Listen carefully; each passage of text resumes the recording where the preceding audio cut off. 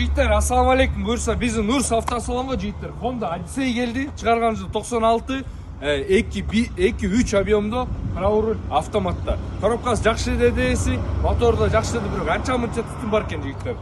Вложение в основном по кузову. Кыргызстандарына оформлениясында бар жигиттер. Эми азыр полностью өзүм обзор кылып көргөзүп берейин. Так, жигиттер, мына как анес көрсөңүздөр болот. Кыргызстандарында вложение чисто кузовто, мына мундагы бамперинде, крылода ушундагы моменттер бар да жигиттер. Бул жагында чириккенде эле эмелери жок. Ички салон өткөн, ички салондор деле аккуратный экен, дверный карталар деле таза, аккуратный, эваклемчилер салынган. Бул сиденьяларын деле көрсөңүздөр болот жигиттер. Мына приятный иштеп атканда Android монитор бар экен.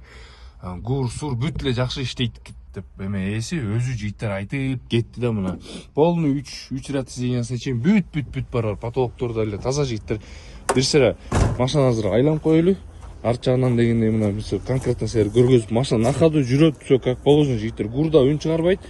Кимге кызык болсо жигиттер келе бересиңер. Бирок бунун баасыгын айтайлы, наличкага 180 миң, обмен посадкада бар. Посадка кандай? Чисто универсал 1.8 моного жигиттер обмен. Токка так 1.8 моно. Кимге кызык болсо жигиттер моно посадкаңарды алып келе бергиле, болбосо наличкага деле алып кете бергиле. Биз кызматтабыз жигиттер.